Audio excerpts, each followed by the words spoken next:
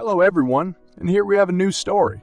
Before we get to that, I want to ask you to subscribe, like, and be sure to write comments in order to participate in the development of the community, write how to improve my community, current topics in the stories you are interested in, and much more. I read and listen to all the comments. People write me stories by mail from different countries. There are problems with translation. I apologize for this. I will work on it and try to fix these errors. I want to thank everyone for their support and the people who wrote to me by mail. Broadcast news stories. New videos on my channel are published once every 2 days at 7 p.m. Don't forget to put a bell in order not to miss new videos. And now let's go. I am 34 years old. I have been divorced for 10 years. Today is my anniversary. Exactly 10 years. That's why I want to tell you this story.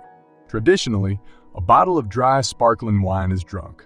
I'll start with how I became a married man at the age of 22. I was 20 years old before the wedding. I started my career as an architect, worked in a great company. At first, I worked very hard. I often worked at night. I met my future wife on the dating site Tinder. My wife was 2 years younger than me. She was studying to be a lawyer. We talked for 2 weeks.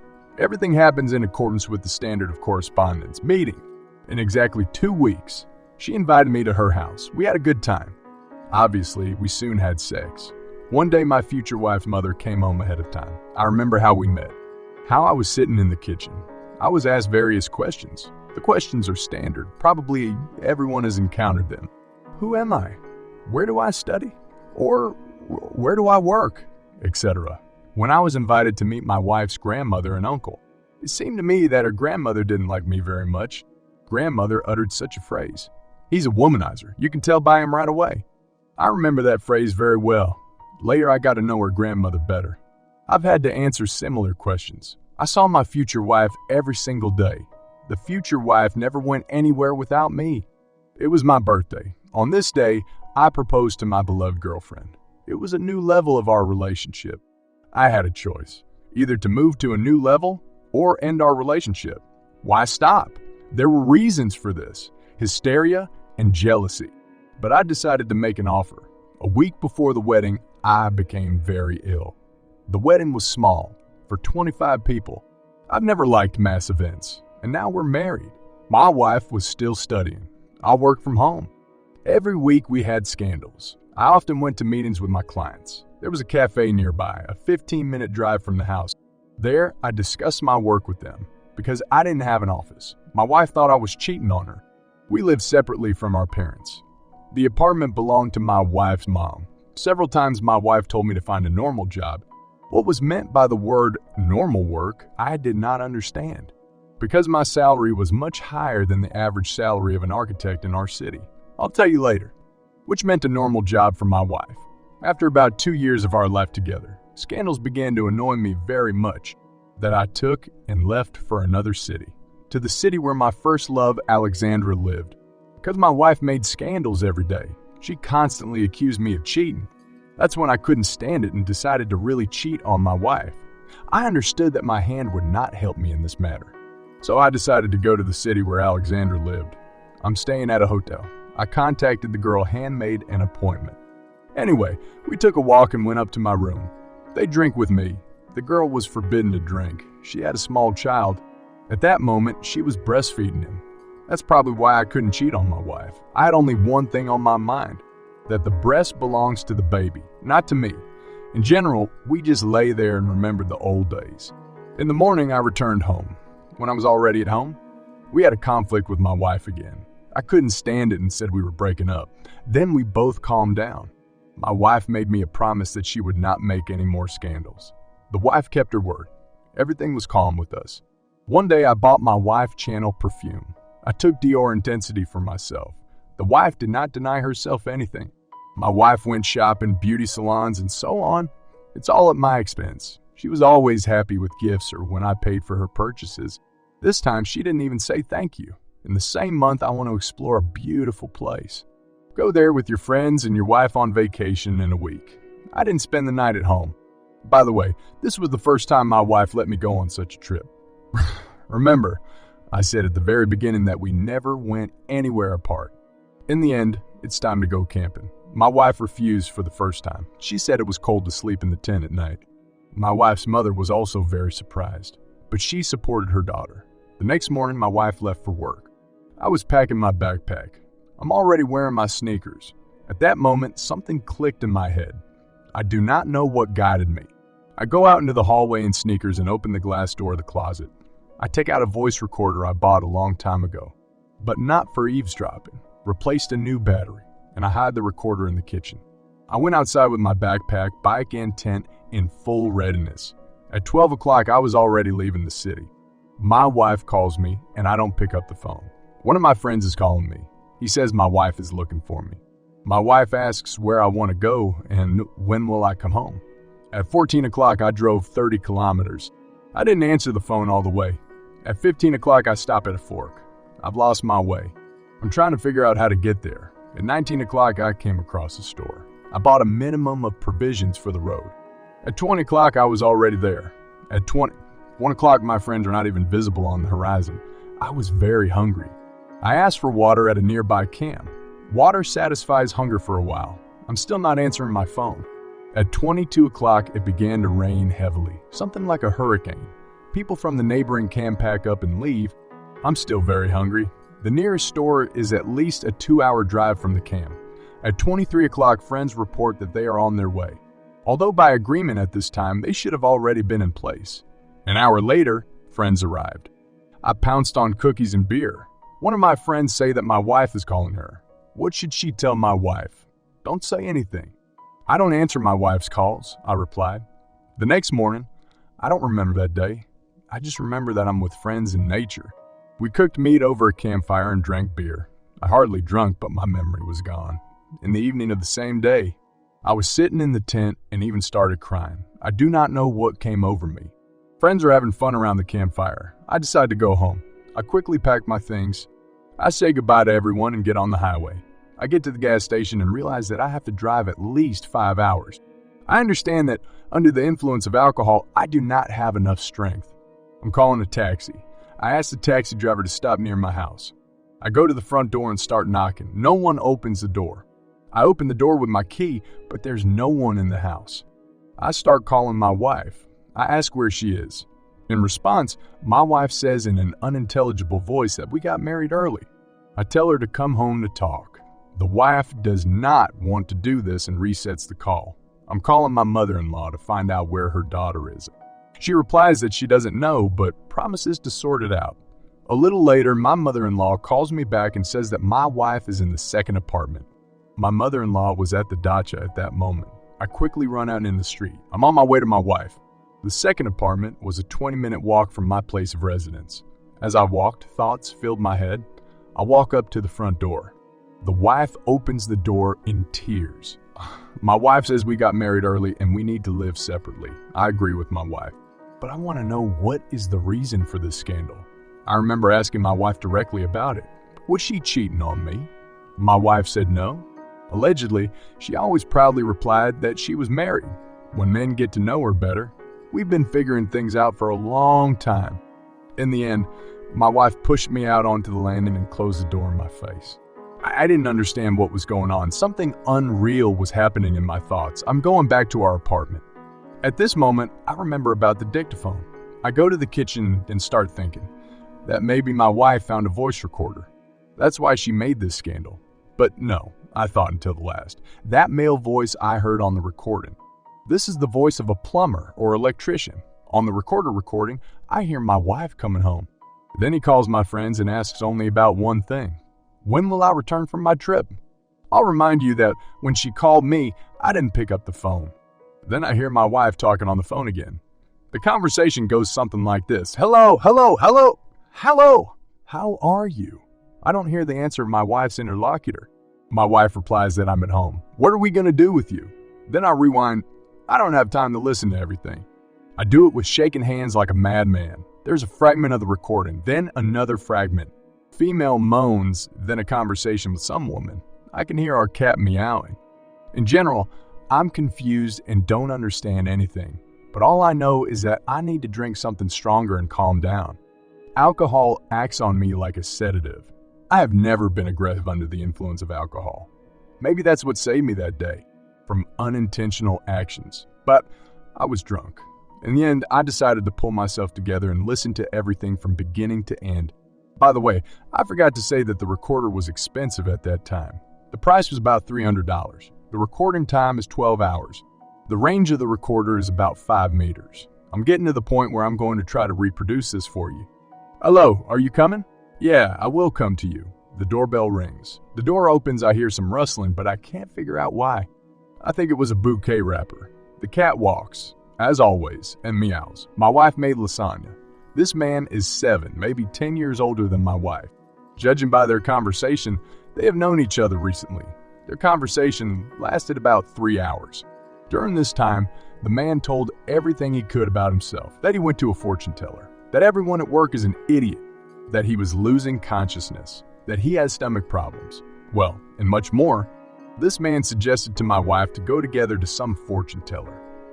My wife reacted positively. All this time she felt sorry for this man. My wife supported him. Then they moved to another room, thanks to my ex-wife for not dragging him into our bed. At that moment, I heard the familiar moans. It was my wife moaning. Obviously, they were having sex. Why were they on the couch? Because in the bedroom, our bed made a lot of noise. I didn't hear any squeaks on the recorder.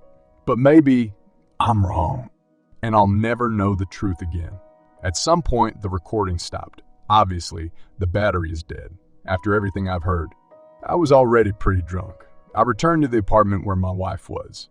My wife didn't open the door for me for a long time, but I convinced my wife and she opened the door anyway. I'm asking again, is there anything you want to tell me? Maybe you cheated on me once after all. In response, I hear the same thing. Allegedly, she answered men with pride, that she's married and doesn't need anyone. At this point, I start quoting the dialogue between my wife and the man she had sex with on the couch. I was talking about a sick stomach lasagna, going to a fortune teller, and so on. My wife looks at me with glassy eyes. I run my hand over her eyes. My wife doesn't react to my gestures. After a while, the wife came to her senses. I ask her, was it really impossible to determine at once? We would have parted quietly. I've been living with one person for almost 5 years. I stood there and thought, what should I do now? My wife answered me, take a gun and shoot yourself. Where did I get the gun? One day our house was attacked by robbers. I had to make a purchase for security reasons. Okay, let's continue. The wife uttered the phrase, shoot yourself. Let me remind you that she works as a lawyer. For a wife, this is the most suitable option. Drunk husband on the background of jealousy. He went mad and committed suicide. After that, all her relatives will not know about my wife's adventures. But as I told you before, alcohol has a calming effect on me. The night continues. I call a taxi to my mother-in-law's dacha. I was very drunk. On the way to the dacha, I had a drink in a taxi. All my wife's relatives were at the dacha. Grandmother, uncle, even niece. Upon arrival at the place, I ran inside the house. Everyone was looking at me with round eyes. I remember telling her grandmother that your granddaughter cheated on a womanizer. Do you remember about the womanizer at the beginning of the story? I asked for time to move out of the apartment, but I moved out the same night. I forgot to tell you before I went to my wife's second apartment. I drew the word war on the wall next to the sofa. I broke the frame with our photo. I also smashed the aquarium and took the pieces to the bathroom. I found toys for adults and took them to the bathroom to the aquarium. I don't know why I did it. Don't ask me. On the first day after the divorce. When I say divorce, I mean, it's not documented. I'm talking about the time when we actually broke up. We officially filed for divorce in 3 days. After that night I told you about, I turned to my friend for help. I want him to help me with the move. I moved to live with my parents. My friend did not believe in the situation that happened to me. He even said I made it all up, so I showed him the recording. Of course, the friend was shocked. It was like the action of the TV series Santa Barbara. A little time has passed. I got a message from my wife. I love you. Please come back. 1 day has passed. I'm calling my mother-in-law. I want to give you the keys to the apartment, I say. She asks me to take a dictaphone with me. On the second day after the divorce, I give the keys to my mother-in-law and the recorder. She was very sad. We didn't even talk. On the third day after the divorce, I'm sitting at my computer. I remember registering my wife on social media. I remember her profile password. I enter my wife's profile. I'm reading correspondence with a certain Jack. He asks where my wife has gone. Judging by the correspondence, this is not the right person with whom the wife had sex. I start a dialogue with him on behalf of my wife. I write that there was a lot of work. I ask him how things are going in general. Then I asked if you love me at all. I asked him to turn on the camera to see his face. This guy is about 2 years older than me. I asked him questions. Does he want to be with me? He said I should know the answers myself. Let me remind you that I am communicating on behalf of my wife. After he saw me in the camera lens, he realized who had corresponded with him at all. Jack was terrified. He became very aggressive and started threatening me. He eventually logged out of the network. Finally, he told me that he hadn't slept with my wife. I came across another correspondence in the archive with some girl. Her name was very familiar to me. I think it was my friend's girlfriend. In correspondence, they discussed how they went to a cafe with some guys. I was horrified when it turned out that my wife was hiding a lot from me. In the end, it's time to go to court. My wife asked me a question before the court. Are you sure you want a divorce? It sounded like an insult to me. In court, I said everything as it is. It's been a week since our divorce. I've come to pick up my recorder. The mother-in-law said she didn't hear anything on the recording. She tried to convince me to go back to her daughter. I said it would never happen. I asked for a ride to the old apartment where I lived with my wife. I wanted to get the rest of my stuff. My wife was surprised to see me. Immediately, a scandal began. Because I stained the wall with paint, I wrote such nasty things. Mother-in-law calmed us both. She said that everything was fine. The wall would be repainted soon. It's been 30 days since our divorce. We were summoned to court again. It was necessary to confirm something and provide some documents. We stand and look at each other again. There's only anger in my thoughts. As soon as we left the building, I said calmly, "Well, now goodbye forever." Turned around and left. I walked around the building and saw my wife walking down the next street and crying. I celebrated the evening and night after the divorce in a strip bar. In general, I started having a good time. I spent the night with my friend. My friend supported me. He recorded our night on a video camera. I had fun there, set off fireworks, burned the divorce document, even smashed glasses on the marble floor. It wasn't until this morning that I realized I was an idiot. It was necessary to burn the marriage certificate. In general, that's not the point. I burned all the bridges that day. I drank everything I could drink. Since then, my friends and I have had a tradition. Every year on this day, we go to a strip bar and celebrate. Over the past 5 years, I've lost interest in bars. I found myself a new girlfriend. Within 2 years after the divorce, I was provided with information about what was happening in the life of my ex-wife. The wife married a man who tore her off on the couch. Later, I was informed that she leads the same lifestyle. The wife and her new lover are not all smooth in the relationship. Later, I asked the informants not to tell me anything about the life of my ex-wife. Do you know what I regret the most? No, it's not that I lost my wife. I was sorry to lose a good mother-in-law. Of course, some women want to think about it. That men suffered because of them. They're sitting in depression in the hope of getting their wife back. But this is not true and nonsense. Love passes very quickly. Love is exclusively mutual feelings.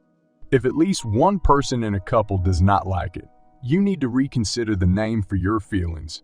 My ex-mother-in-law is a very wonderful person. She knew her daughter very well.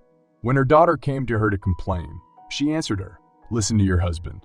My ex-wife grew up in a single-parent family. When I asked about her father, the ex-wife chatted all the time that the father is a goat, abandoned the mother, does not help financially, and also tried to connect the connections so that the mother-in-law was kicked out of work. A question popped into my head. Why so much anger? Did my ex repeat her mother's story because of not knowing at the genetic level? We had a lot of conflicts, even over trifles. Remember about normal work? For my wife, this is a job for which you leave and come at a certain time. I think you can already guess why. After all, girls don't start cheating at gunpoint. Both men who were with my wife. These are people who should be constantly pitied. Pat on the head and give valerian. I didn't allow myself to behave like that. The wife did not know how to communicate with men of a different plan. If it were possible to marry dogs, for an ex-wife, this would be an ideal option. He goes to the toilet on the schedule. There's at the first call, and so on. Do you know what was the most painful at that time? It was a betrayal on the part of relatives and friends. Do you remember the correspondence from the archive? It was my friend's girlfriend. Knowing this, he closed his eyes. He didn't want to lose his girlfriend because she was rich. Relatives constantly forced me to talk to my wife. They were interested in it, so that I don't move in with them, so that I don't bother them. The material component for them was more important than the life of their son. Termination of my communication with loved ones. This is something that was very hard for me to go through. My wife wasn't my first girlfriend, but she was the first one whose parents I met. Unfortunately, I had no experience of long-term relationships. A few years after the divorce, I began to understand clearly that there are hysterical women. This is not normal in our life. There are quiet family girls you need to look for. At least now I have immunity to such women, but I'm not ready to waste my time.